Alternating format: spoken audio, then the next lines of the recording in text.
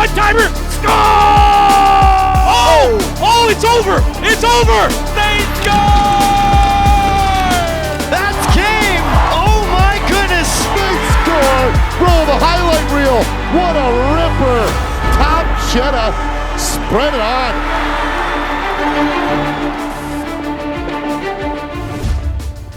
Welcome into HNLive Today. I'm Shawn Mullin, and our guest host today, Zach Marks, and I appreciate it. This first time I had a guest host for Dave Dawson, it was Chris Colwell and his ugly Flames banner hanging behind him the whole time. I couldn't concentrate on the show. At least we got a good, solid Oiler fan in with us here today. Zach, how you doing?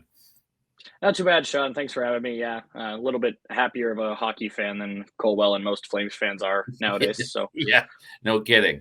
And after that run the Oilers had, the winning streak, I'm sure, we're all kind of accustomed as Oilers fans to thinking the worst possible thing's going to happen. So they lose one game and then they lose 2 out of 3 and it's all going to go bad. But it seems like they're right back on the positive track here lately. Yeah, which is good to see. I mean, obviously Arizona, not the strongest of opponents coming into the game the other day, but you still got to take care of business. You can only play the teams that are in front of you, or at least that's what Oilers fans are saying. If you look at Twitter, other fans are a little bit different there, but still 16 in a row is 16 in a row. And that's all that matters, at least here in oil country. Plus, beating the Dallas Stars always feels good. But speaking of taking care of business, let's do that. Our show brought to you by Adrenaline Source for Sports, Calgary's premier store for hockey, lacrosse, and team apparel. Recently renovated and bigger and better than ever. A one-stop shop for all your sporting good needs. Visit us online at adrenalinegroup.ca. We fit your game. And coming up on the program today, we're going to go through the Canadian Crown U17 tournament that Zach and I were both at for the entire event and chat with some of those players that were involved in some very dramatic games. Chris Colwell, our Heritage Junior Hockey League insider, the professor, will join us to preview their first round of the playoffs, and Zach will tee up the first round for Sherwood Park in the Capital Junior Hockey League. We've got our plays of the week still to come and a whole lot more. But first, Zach, let's get into it with the U17 Canadian Crown tournament at the River Cree Twin Rinks over the weekend. And we saw some wonderful teams. We knew there'd be lots of talent involved. I don't think even, in our wildest dreams, we could have predicted the kinds of games, the dramatics that we'd get on, Sunday and Monday. No, not even remotely. I mean, the tournament is always incredible, whether it's the U15 level or even the U18 girls level that we had the championship game for back in October. But U17s did not disappoint one bit. From Friday, Saturday, during the round robin, the games were relatively competitive outside of a couple of lopsided results. But then it really teed off on Sunday with the semifinals and quarterfinals. And of course, you had one of those A semifinals. And what a game that was, as NAX White in a rematch against Edge Prep's gold team. Edge taking a 5-1 win in that round robin setup. But NAX seemed to push back at least at the start of that semifinal. You had the call for that one. What'd you see? Well, and let's tee it up. The fact that in all the Canadian Crown events to this point, the eventual champion on the last game played was an NAX team. And then we had NAX Prep Blue in one semifinal against the Calgary Flames and NAX Prep White in the other semifinal against Edge Gold. So it felt like there was a very good chance of that trend continuing, but they were both in for battles. And in terms of the game with Edge Gold, it's been interesting. NAX Prep White hasn't lost many games all season long, especially in league play. But 2 of those losses were against Edge Gold. And they lost to Edge Gold in the last game of the round robin. So, they were fired up coming into that contest. And it was a real back and forth affair. Both teams getting their run at it. And it seemed like NAX was extra fired up for it. And what a performance. We'll talk more about it later on from Ben Deacon, as he had a wonderful weekend overall and came up with 3 more goals, a big second period hat trick in that game.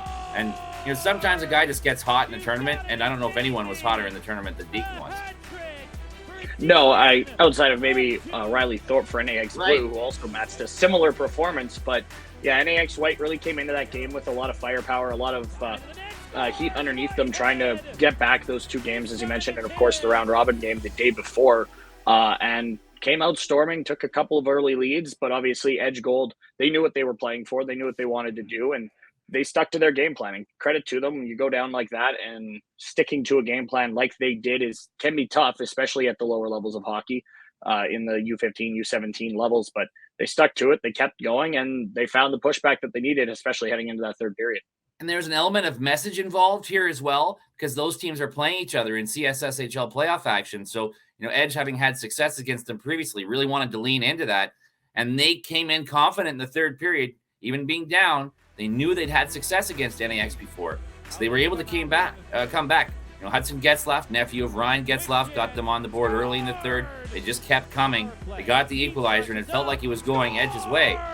Well, talk about huge dramatic swings. Then with 30 seconds to go, Roberts scores for NAX on a turnover by Dietz. You think, well, that's it. NAX is getting back to the championship game. And then at the absolute buzzer, a goal by Frew tied it up and sent it to overtime. And I've seen close to buzzer beaters, but that one went across the goal line as the buzzer went. And the place just went crazy. And what a stunning final minute to have the lead change there again. Yeah, and that's the sort of buzzer beater you don't see in hockey all too often. No. Obviously, there is no, it was off the stick rule like you see in basketball with the hands.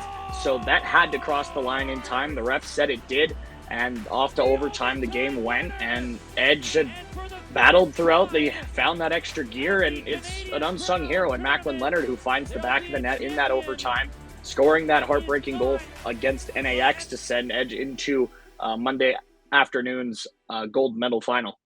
Meanwhile, in the other game, it was the Calgary Flames who came in unbeaten in the tournament against an NAX Prep Blue squad that had some ups and downs in the round robin, losing to the KC Centennials to start things off in a 7-4 defeat and getting down 3-1 to the Calgary North Stars in their final round robin game before battling back and forcing their way into a quarterfinal, winning that and getting to the semifinal.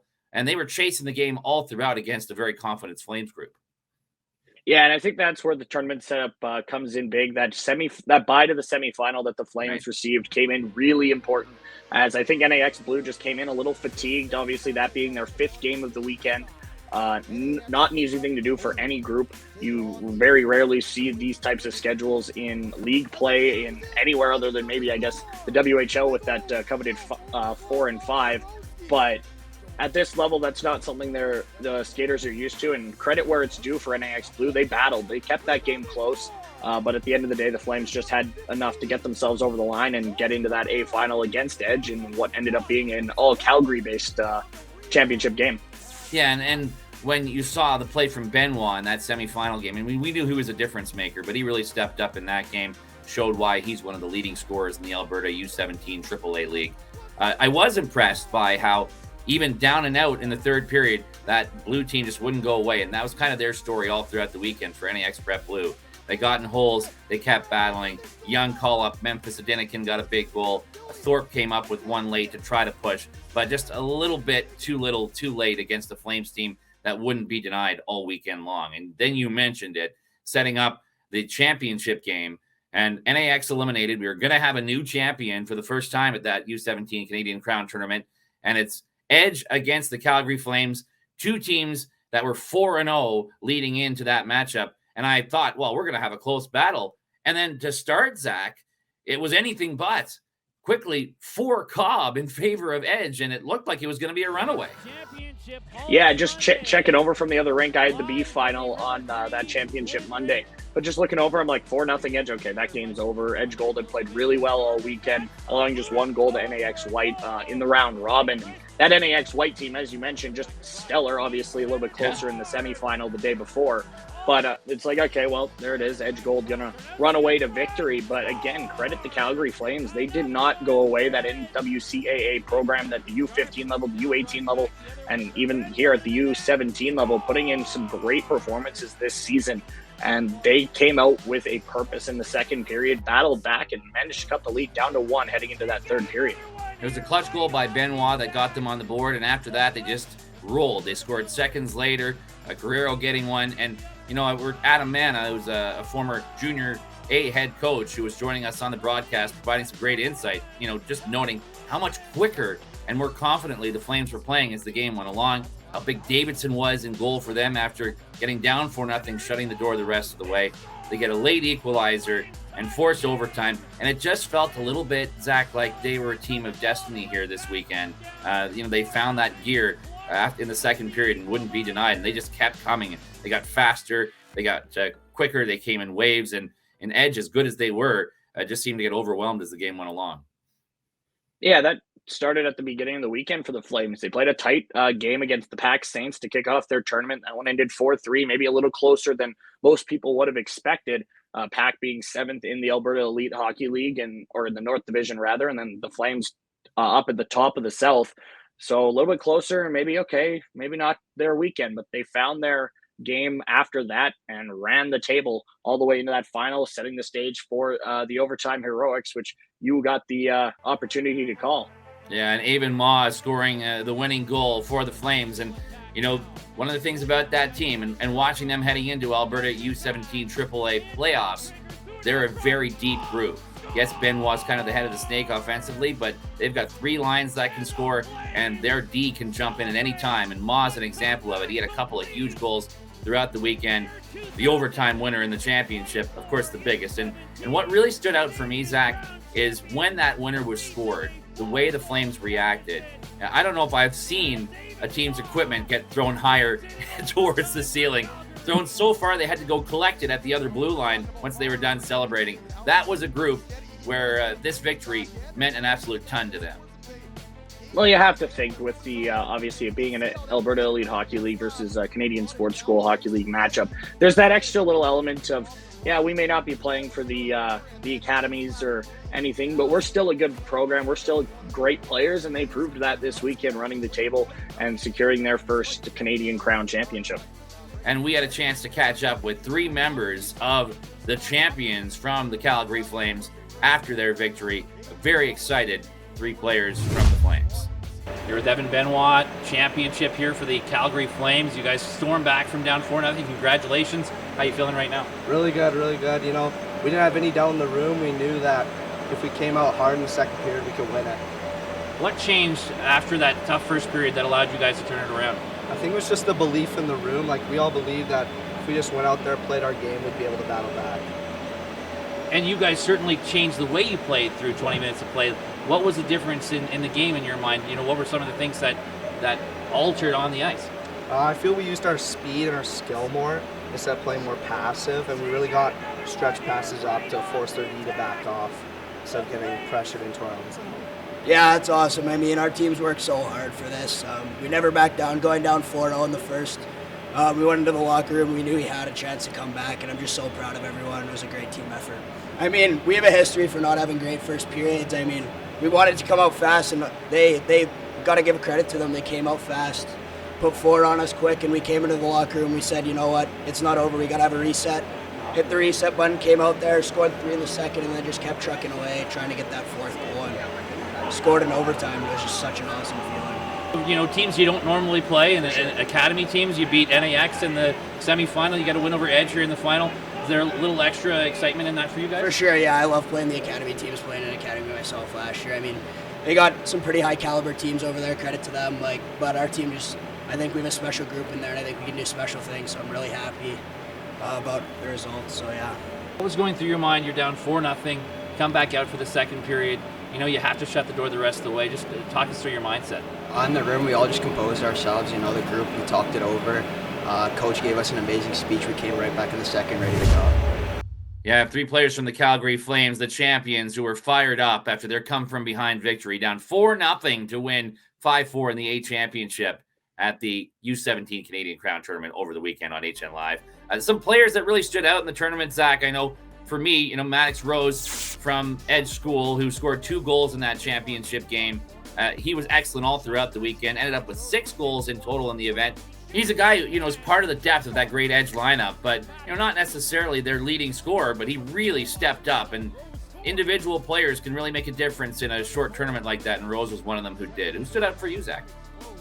I think I'm going to go to the opposite side of the bracket. We got to go over to the B side, the Martinsville Marauders, who came in as one of the top teams in the Saskatchewan AA Hockey League, and didn't necessarily perform to the way they would have wanted to, going winless through the round robin. They dropped their quarterfinal matchup against the Pack Saints who went on to win the B bracket. But they did get their consolation final matchup. They get that lone win. And for me, it was Chance Regush, who played really well throughout the tournament. Finally got rewarded with a couple goals late in the tournament.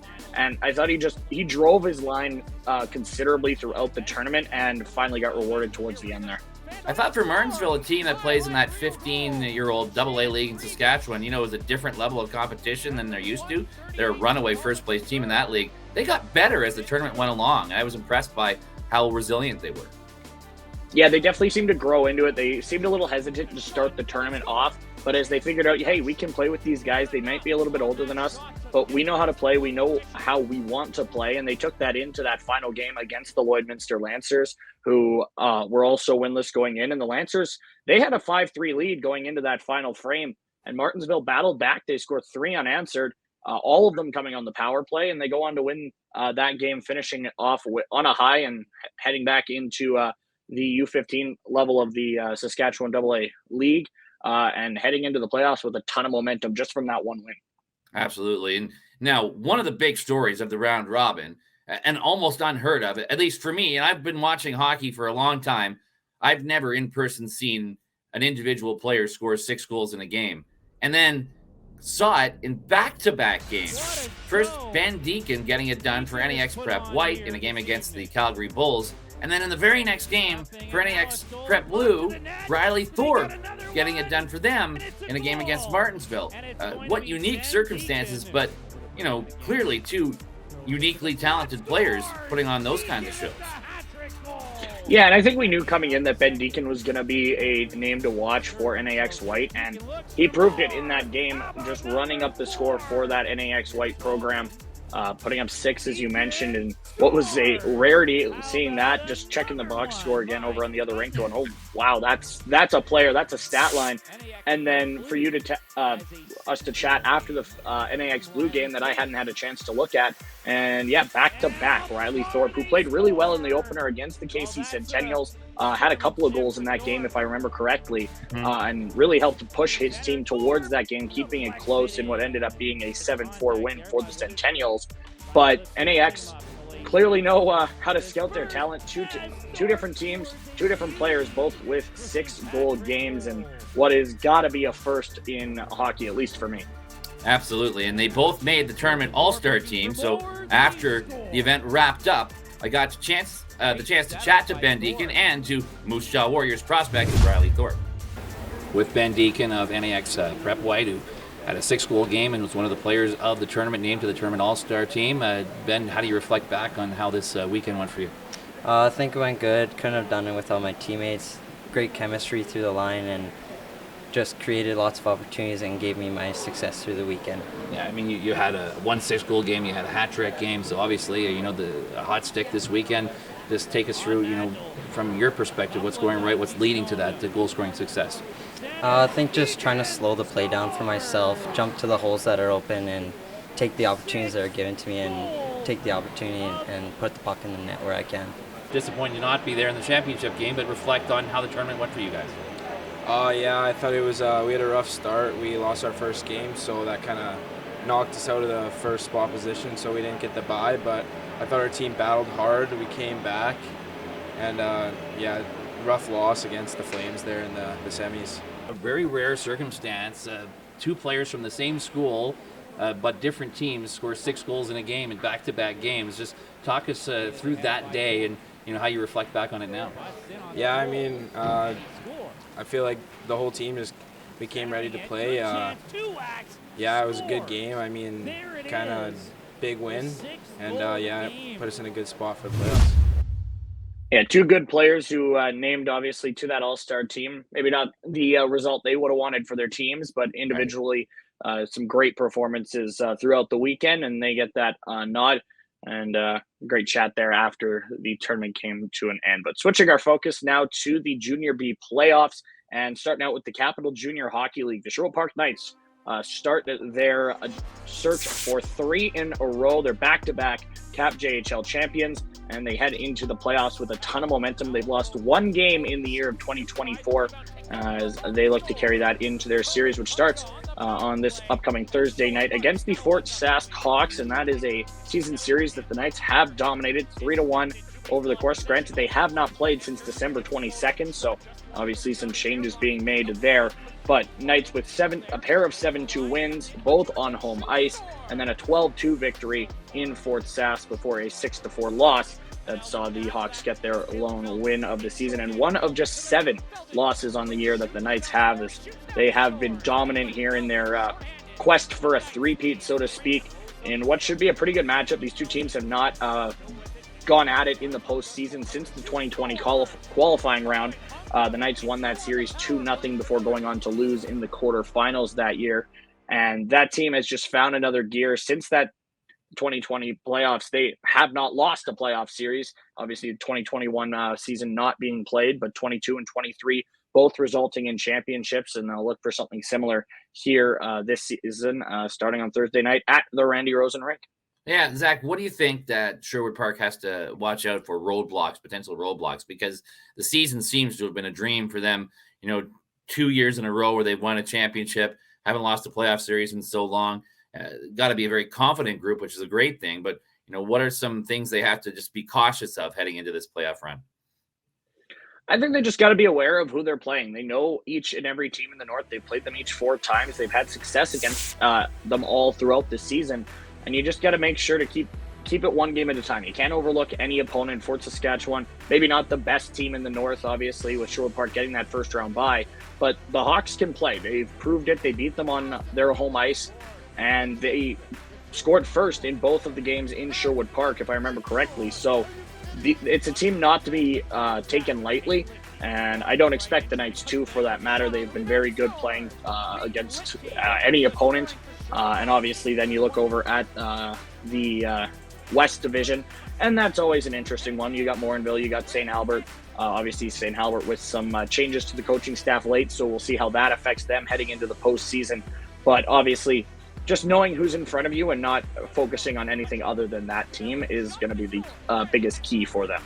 As we have all season long, we have coverage of Sherwood Park Knights home games on HNLive, and we also continue to cover the Heritage Junior Hockey League into their playoff. Now we've got our Heritage Junior Hockey League insider, the professor, Chris Colwell, joining us as the playoffs get started. It's that great time of the year, Chris, and I know you've been following the Heritage League very closely all season long. Give us a taste of what we can expect here in the first round. Well, this is a first round that's very interesting in the North.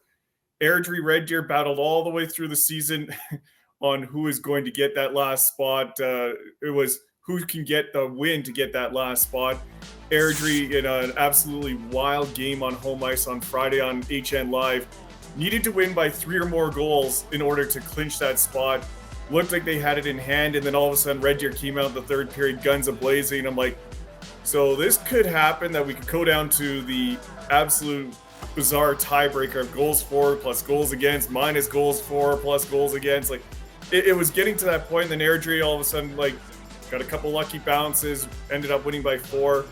They get in to take on Three Hills, who has been comfortably sitting in that 4th seed in the North pretty much all season long. They haven't been quite as porous as Ponoka, Red Deer, and Airdrie, but they haven't been as good as Mountain View or Rocky, and definitely not as good as Sylvan Lake. So the North Series could be interesting. It'll be who's going to kind of, catch their footing better. For Three Hills, probably a lot of confidence. You come in, you won your last game 4-3 in overtime over Okotoks, the best team in the province. So a lot of confidence there. For Airdrie, yeah, you kind of stubbed your toe against Sylvan Lake, but it's Sylvan Lake. Right. So that one's going to be interesting. The other interesting note on that is Three Hills, despite having home ice advantage, will start that series on the road in Airdrie. And then in the South, you have 2 teams kind of going in completely opposite directions. High River, who had to basically win out after losing to Strathmore on home ice 8-4 to fall 5 points back, had to win out and get a little bit of help from Strathmore. Unbelievably, they did. They won 7 straight, a franchise record 7 straight coming into the playoffs. For Cochrane, man, they were looking free and clear, looking like they were going to battle Coaldale and Medicine Hat for that 2-3 spot. And they have stubbed their toe badly. They've lost 6 of their last 8 to enter into the postseason. not good news for Cochrane to head into the postseason. They're on the downward slide, whereas High River's coming in on an absolute heater. So, Chris, who would you say you think has the advantage heading in, especially in the North, where those two teams have kind of battled all season long? In the North, I see Three Hills with the advantage. I think they've got better depth, at least head-to-head with Airdrie. Definitely the goaltending better, and Dane Richardson I give him the edge on the goaltending. Defensively, both teams kind of struggle a little bit, so hard to predict who's got the edge defensively in that one, but it definitely will come down to the depth and the intangibles, as playoffs usually do. You mentioned the run High River's been on. I mean, just a spectacular clutch run to get into the playoffs. You have to feel like all the momentum's in their hands now, while, you mentioned as well, Cochrane kind of stumbling down the stretch.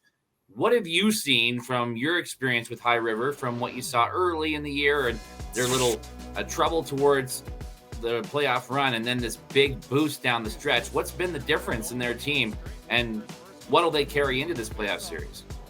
Well, the difference actually might be a key suspension that happened just after January 10th. So January 10th, High River loses their second best scorer in Connor Frost, heads back to the AJHL.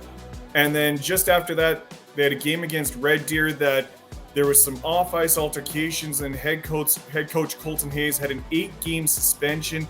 And High River kind of struggled to kind of find their way, but still managed to keep up with Strathmore just because both teams had similar schedules, lost to similar teams, beat similar teams. But then it came down to the end, and High River's schedule was a lot more difficult. And I'm sure everybody looked at that schedule, last 7-8 games for both teams, and went, well, Strathmore only needs 3 wins. You've got Red Deer, you've got Ponoka, you've got Airdrie. You're going to get those 3 wins. You also have a head-to-head with High River, so you're probably going to get 4 wins there because your head-to-head game was at home. High River had 2 against Medicine Hat. They had a game against Coaldale. They had a game against Sylvan Lake. They had 2 with Cochrane. It wasn't looking really that great for them. They lost the Sylvan Lake game and then just rattled off 7 in a row, including beating that Strathmore in that head-to-head to get into the playoffs. And, just watching the Strathmore fans on Twitter on the Saturday night going, well, we're going to Red Deer in a meaningless game because High River the night before pulled off yet another upset and beat Coaldale to clinch the playoff spot. And it's just been wild for High River. And I guess head-to-head, for me to be watching, will be the goaltending matchup. Cochrane has struggled goaltending-wise, trying to find out who's going to really take the reins. It looked like Isaiah Madigan when Brandon Yonan went down. Yonan came back. Madigan was still kind of the guy, but they've also got 2 other goaltenders in Lucas Martin, Drew Cadenhead. So Cochrane's been running 4 goalies since the January 10th deadline, and nobody's really taken the reins and said, I'm going to be the starter. I'm going to be the one to put the team on the back and get to the playoffs. Up front, you have 2 really good scorers, one for Cochrane, one for High River, and Connor Smith for High River, the 16-year-old rookie. And then you got on the other side of the coin, the 21-year-old veteran in Tristan Ripplinger. Those 2 may end up canceling each other out. It might come down to the depth. And for High River, a lot of injuries down the stretch of the season. Used a lot of affiliate players in their last 7 games, and they fit in very nicely. But you're almost out of those affiliate games now because those affiliate players still have their league playoffs to concentrate on. So High River may not have the roster depth to hang with Cochrane, even though it's a short series. Now, Chris, you mentioned Cochrane with their slide down the season, losing 6 of 8. What do you think needs to change heading into the playoffs for them to right the ship, so to speak? Goaltending, definitely one of them. Defensively, they've got to move that puck north a little bit quicker and a little bit cleaner than what they have. Cochrane's always been a team about that transition game and using those stretch passes and trying to catch teams flat-footed. They're coming up against a team that does the exact same thing in High River. But for Cochrane, it's got to be clean, crisp passes. If you're going to use those stretch passes, they have to be clean, tape to tape. You can't have those fumbles in the neutral zone and allow breakaways the other way. And also the goaltenders have to be a little bit more aware of where their defensemen are. And that may be, for the goaltenders, just the fact that you've been running 4. So you're running 4 in practices. So you're not getting all the time on, strategies. One goalie might be getting more reps than the other one. So when the other one gets in there, they're not quite there with communication on defensemen on where they're going to be. Saw a few turnovers against Medicine Hat by the goaltenders behind the net that led to grade A scoring chances. That's something that Cochrane has to clean up. And up front, more than Tristan Ripplinger has to have the team on his back. You have to look at guys like Diego Coelho who have got to, step up in the playoffs, find that extra gear. Now, a last thought here about this, and you get to broadcast that series, I know, which has already gotten started, but a last thought about specifically High River. If you're one of those favorite teams, at the top of that South Division, and you see the run High River's on, that they've won 7 in a row against really good teams to get into the playoffs, and then they're playing this first round play-in series. If they can stay hot, are you all of a sudden way more nervous about the prospect of that series? Because not only, are they playing the kind of hockey they're playing right now, but they've got some playoff games already under their belt. They've been playing playoff hockey for 3 weeks now, and you're going up against a team that's kind of sitting by and waiting. I think if you're one of those favorites, you're going to be a little bit more anxious about that series now, the prospect of it. Oh, definitely. And those short series, those lower seeds can really jump up and surprise. And if I'm Okotoks right now, I'm hoping that Cochrane finds that extra gear and gets to the second round.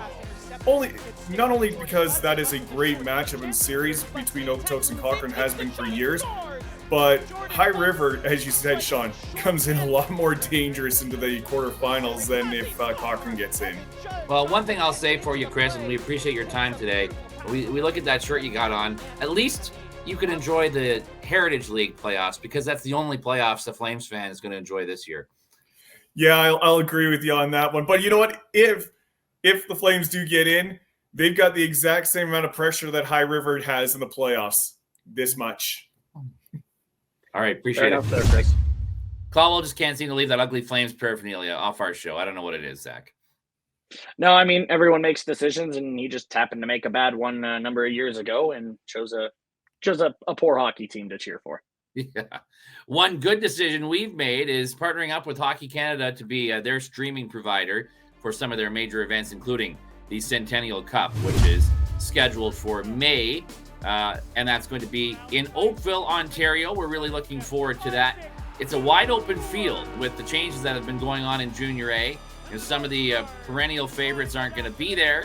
And taking a look at the CJHL Top 20 rankings, some extraordinarily good teams who are battling it out to get their trip to Oakville. Yeah, and I think you have to look at the top of the rankings. Guys, teams like the Flin Flon Bombers and the Collingwood Blues, who obviously are playing in the host league, the OJHL. They've got to be considered favorites moving in, but I think a team that really sticks out to me is the Alberta Junior League's Whitecourt Wolverines. That's a team that has found their way into the rankings. They're still a very good team. After all the changes in the AJHL, they're sitting in the top half or the top spot of the AJ this season, and that's a team that I think is playing really good hockey at the right time of the year, heading into the postseason, and I could really see them making a run. I have to keep my eye a little bit on the Smith Falls Bears, as my parents live just 20 minutes away from them in Perth, and so that's a team that I like seeing on those rankings. But there are so many excellent teams, so many excellent players that are going to try and make their way to Oakville. And one of those players that we have to highlight a little bit, Zach, is Ben Lalkin, who plays for the Markham Royals. And what a season he's having.